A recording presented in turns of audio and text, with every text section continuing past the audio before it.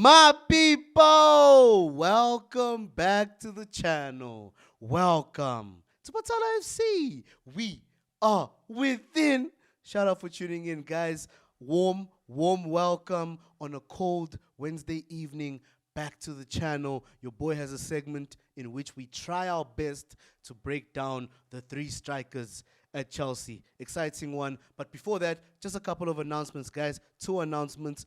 Firstly, the Spy 2 gang, currently based in South Africa, have something for y'all, guys. Transfer talk, into the new season talk, Champions League talks. You get me? I'm going to have the footage soon. I'm excited, guys. I'm actually really grateful to the boys for actually making the time. So for the loyals that know the boys, be sure to tell a friend to join the fam because we're going to break it down. And just to remind y'all, it's Lesego Zim, the Arsenal fan, Molefe Moketsi, the Arsenal fan, Snallo the Great, fellow Chelsea fan, Basemaster, the Man United fan, Lesedi Zim, the Man City fan, and Meli Kumalo, the Real Madrid star. You get me? We're going to break it down, guys, as we do on the channel. Second announcement, Bournemouth going in for Dode Petrovic. Okay, Bournemouth, I think you deserve him. You know, I'm sad because Petrovic, in my eyes, would have been the perfect replacement for Robert Sanchez. He's a bit younger. You know, he's a great shot stopper. It's not like Sanchez is using his feet as much. But why I say Bournemouth deserve him, they made the effort to ensure we get Kepa off the books.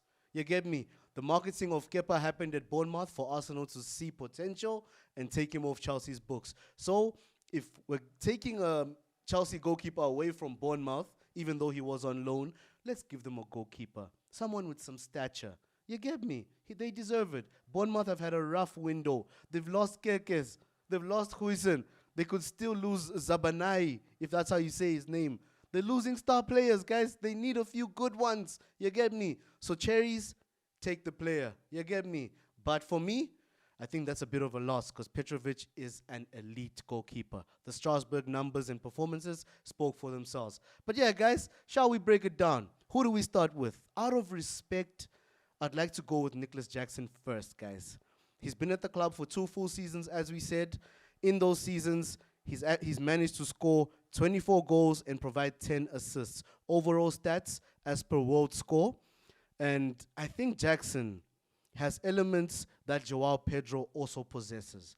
The only difference is João Pedro looks more polished. You know, the flick-ons, the ability to turn a man, and maybe the finishing aspect. João Pedro, especially after yesterday, looks a lot more polished in that regard.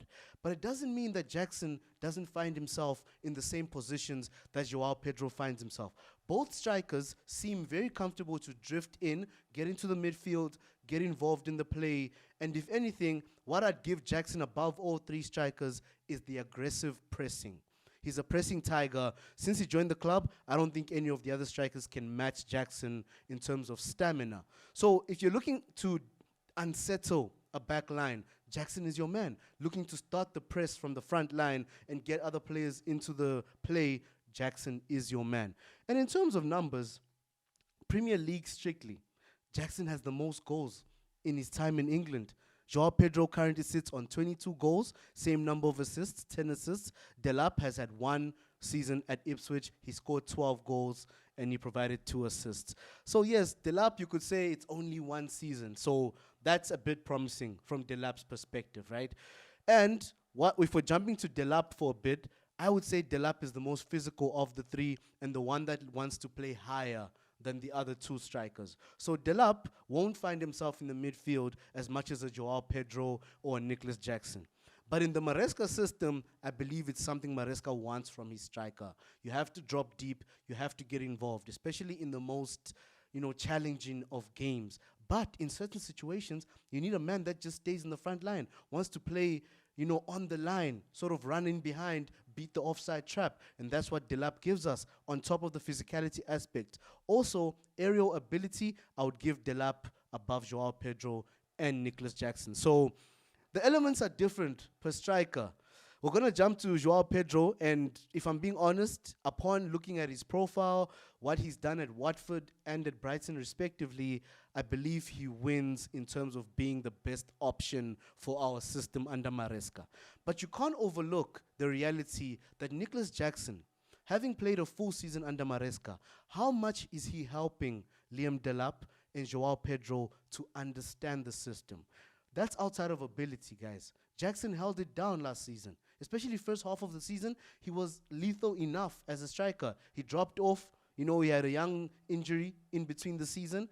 But how much is he actually assisting João Pedro and Liam Delap to get comfortable in understanding what Maresca wants in the system? So João Pedro also presses high, not as aggressive as Nicholas Jackson, but he does press. On top of that, he gets into the midfield. If we look at heat maps, the heat maps are crazy, guys. João Pedro's heat map is the most convincing. He plays on the left side a lot. He loves it a lot more than the right side. He won't find himself in those positions as much. You look at Nicholas Jackson's heat map, he's mostly in the center. You know, just operating more as a central attacking midfielder. But the player that looks most comfortable as a midfielder is definitely João Pedro. Isn't that crazy? Delap will come back more than the other strikers. I believe it's because Ipswich played a very defensive system. So Liam Delap was part of the defense in moments, part of the attack. So he would drift through the midfield to assist. So I don't think Delap wants to operate in the midfield, but it's a thing of how the system worked at Ipswich. But for Chelsea, I see him a lot more high playing, and we'll see how his heat map goes across the upcoming season. But yeah, guys, as we said in the beginning of the video, João Pedro, numbers-wise, not so far from Nicholas Jackson. But ability-wise, you could say he's ahead of the other two. Age-wise, all these players are basically the same age. João Pedro is actually younger than Nicholas Jackson. By months, he will turn 24 in September. Jackson turned 24 in June. Liam Delap is the youngest of the three at 22 years old. He only turned 22 in February. So potential-wise, maybe Delap might elapse the other guys. What a beautiful headache for a Chelsea fan. If I'm being honest, we have three strikers. A few weeks ago, we were thinking, how do we fix the striker issue? Jackson was giving us headaches. You get me? As much as he tried, we knew we had to improve in that position.